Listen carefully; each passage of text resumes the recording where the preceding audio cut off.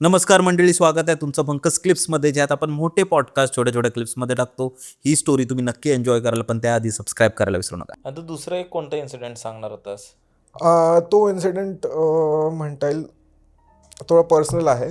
ठीक आहे. तर माझी आत्या अराऊंड 2020मध्ये गेली. ठीक आहे. 2020मध्ये खूप क्लोज होती माझ्या, म्हणजे अति जास्ती क्लोज. कारण ग्राउंड फ्लोअरला आत्या राहायची आणि वर फर्स्ट फ्लोअरला मी राहायचो. तर असं झालं की ती गेली, सगळं झालं. बट थोडं आधीच गेली. एज जे असतं ना त्याच्या आधीच ती एक्सपायर झाली. तर त्याच्यामुळे तुला पूर्ण फॅमिलीलाच हे होतं, धक्का बसला होता की इतके लवकर कशी गेली. तर काय झालं, ते पूर्ण झालं, विधी वगैरे सगळ्या झाल्यात. काही दिवसांनी आणि म्हणतात ना की जर का कोणी लवकर गेलं किंवा त्यांची इच्छा असते राहायची, जगण्याची, तर त्यांच्यासाठी ती पूजा करतात, कोणती तरी करतात. तर तेच आत्याची जी सून आहे त्यांनी केलं आणि माझी मम्मी, आम्ही खाली आत्या राहतात आणि वर आम्ही राहतो. तर त्यांनी डिसाईड केलं काहीतरी पूजा करायची म्हणून. मी बाहेर गेलो होतो, मला माहितीच नाही काय चालू आहे. तर मी सकाळी बाहेर गेलो फ्रेंडसोबत आणि घरी आलो. मी गेट उघडलं, मला आत्या दिसली तिथपासून. मी गेट बंद केलं, मला काहीच लक्षात नाही माझं की आत्या आहे की नाही. कारण तो पिरियड असा होता की आपण बिलीव्हच नाही करत की व्यक्ती गेली आहे म्हणून. म्हटलं आत्या बसून असेल, मी असा विचार करतोय. मग मी वर जायला लागलो. हॉलचा डोअर जो आहे तिथे मला परत आत्यासारखं दिसलं, भास झाला. मी वर गेलो, मग मी परत खाली आलो, मला आत्या दिसली. कारण मला तेव्हा नंतर क्लिक झालं की आत्या तर नाही आहे. मी खाली आलो, परत बघितलं कोणीच नाही तिथे. वर गेलो मग मी, आणि नंतर मम्मीला सांगितलं, मम्मी मला आत्तू दिसली. म्हटलं हा. म्हणे आत्तूचं मन होतं म्हणे अजून राहायचं, तर मे बी असेल म्हणे. पण त्याच्यानंतर मग ती विधी जी करतात त्याच्यानंतर मग नाही दिसली कधी. त्याच्या आधी पण ज्या दिवशी आत्या गेली माझी, सगळं फ्युनरल वगैरे झालं आणि रात्रीची वेळ होती. तर आमचं घर कसं आहे, मागे घर आहे आणि समोर खूप मोठा स्पेस आहे वरच्या साईडला, फर्स्ट फ्लोअरला. तर आम्ही सगळे झोपलोत, पाहुणे वगैरे होते, सगळे खाली झोपलेत, बाकीचे वर झोपलेत, जेंट्स लोक वगैरे. तर मम्मी माझ्या घरून खाली गेली झोपायला, लेडीज सगळ्या खाली होत्या म्हणून. आणि माझा भाऊ बाहेर कंटिन्यू पबजी गेम चालू राहतात त्याचे, गॅलरीमध्ये बसून. तर मम्मी बोलली त्याला की तू बाहेर जास्त वेळ राहू नको म्हणे, घरात चालला तर झोप म्हणे, उद्या सकाळी लवकर उठायचं आहे म्हणे, लोक राहतील, पाहुणे राहतील. तर माझी मम्मी खाली गेली, हातमध्ये आला, मम्मीचा वेट केला खाली गेला का म्हणून. तर 5 मिनिटात लगेच खाली जाईल म्हणून तो परत निघाला बाहेर, आणि बघतोय तर कोणतरी उभा आहे तिथे. त्याला वाटलं मम्मी आहे म्हणून तो घाबरून परत घरात आला. त्याला वाटलं की मम्मी ओरडेल म्हणून, त्याला कारण बाहेर जायचं होतं गेम खेळायला, बसायला. तर तो मम्मीला म्हणतो तू का नाही, नेक्स्ट डेला मम्मीला म्हणतो तू का बरं बाहेर होती म्हणे उभी. मम्मी म्हणे मी तर डायरेक्ट खाली गेली होती. मग मम्मीला नंतर क्लिक, ते भावाला सांगितलं. नंतर भावाला म्हणे की मीच होती म्हणे, असं सांगितलं काहीतरी. आणि मग मम्मीला नंतर क्लिक झालं की कोणतरी होतं. मग ते परत काहीतरी केलं त्यांनी तिथे. काच जे असतात ना बांगड्यांचे, ते काच पूर्ण आपल्या घरापासनं तर जिथे आपण बॉडीला हे केलं आहे, फ्युनरल केलं आहे, तिथपर्यंत पूर्ण ते टाकत गेलं, सो दॅट ते म्हणतात असं की परत नाही यावं म्हणून. तर ते टाकत गेलं. आणि मग त्याच्यानंतर मग मला दिसली ती जेव्हा विधी केली होती 1 महिन्यानंतर, आणि त्याच्यानंतर मग कधीच तुझी नाही. काय बोलले ते? 2-3 दिवस नंतरचीच गोष्ट आहे काहीतरी, ते एरवी झाली होती आय गेस. तर त्याच्यानंतर काय झालं की मी खाली झोपायला गेलो आत्याच्या रूममध्ये. आत्या जिथे झोपायची तिथे झोपायच्या आधी मी विचार केला, म्हटलं ही आत्याच्या जागा, कारण आत्याची खूप जास्ती क्लोज होतो मी.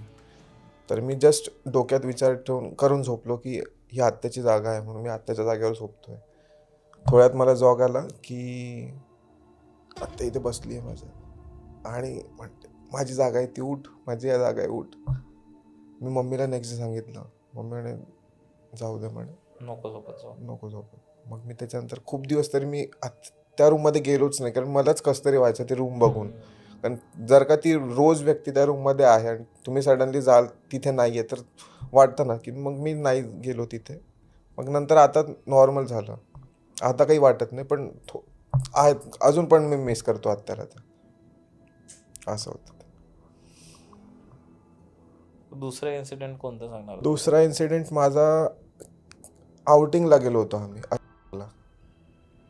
आम्ही सगळे फ्रेंड्स लोक गेलो, जे नागपूरचे जे फ्रेंड्स आहेत माझे ते सगळे गेलो. 2 कार्स केल्या, एक फ्रेंडची होती आणि एक ही केली रेंटवर गेली. कपल्स आणि सगळे फ्रेंड्स लोक गेलेत. रात्री पोचलो आम्ही आणि तेव्हा तिथे ड्रिंक्स वगैरे केलेत, फ्रेंड्स जे ड्रिंक्स करतात, आणि बसलो होतो आम्ही. सगळ्यांना जे ड्रिंकर होते एकदम त्यांची इच्छा झाली की बीचवर जायचं रात्री, म्हणून रात्री बीचला गेलो. आणि त्या बीच साईडला एक घाट जे असतं ना, स्मशानभूमी, ती होती. स्मशानभूमी तिथे लोक थांबले आहेत, दुसरे लोक होते तिथे, ते बघतात लोक. मग आमच्यासोबत मुली पण होत्या. मित्र काय बोललेत, आपण इथनं दुसऱ्या बीचवर जाऊ, तिथे घाट नाही. मग तिथे गेलो. तिथे एकदम काळोख, म्हणजे समोर जरी व्यक्ती उभा असला तरी पण नाही दिसतो, काहीच लाईट वगैरे. आणि तो बीच म्हणजे असं नॉर्मल हे होतं तिथनं. तर बीचवर गेलो होत्या आणि सडनली ते गेट होतं, तिथे गेटला क्रॉस केलं मी माझी फ्रेंड होती एक आणि एक कपल होतं. तर आम्ही 4 जण असे समोर मागे होतो आणि बाकीचे समोर गेलेत. मी हात पकडून, आम्ही 4 पण हात पकडून असे चाललो आहे. आणि एक सडनली हवा आली एकदम, आणि जसं फिल्म स्टाईलमध्ये येतात ना अशी हवा, एकदम पूर्ण वारा आला.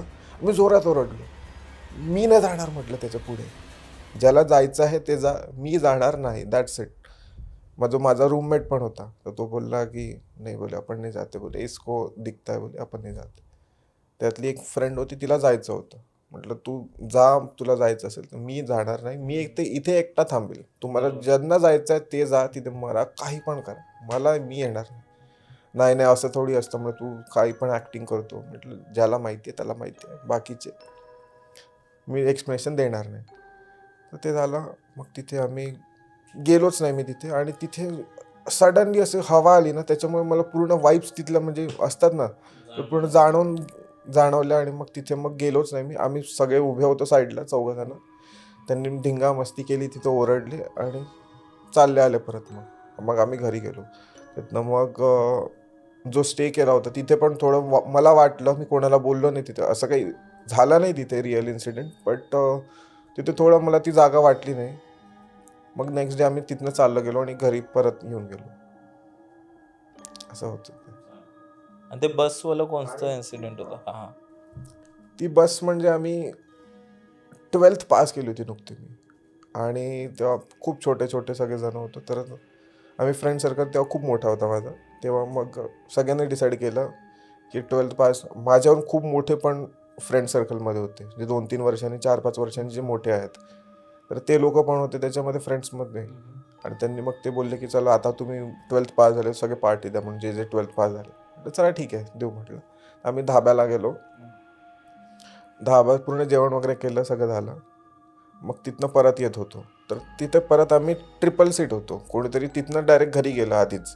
तर आम्ही ट्रिपल सीट होतो. एक फ्रेंड गाडी चालू होता, मी मध्ये बसलो होतो आय गेस, आणि असं काहीतरी होतं. तर मध्येच कोणत्या तरी या लोकांनी सगळ्यांनी एक वेगळाच टर्न घेऊन टाकला, जो रस्ता आपल्या घराकडे जात पण नाही, खूप फिरून जातो तो रस्ता.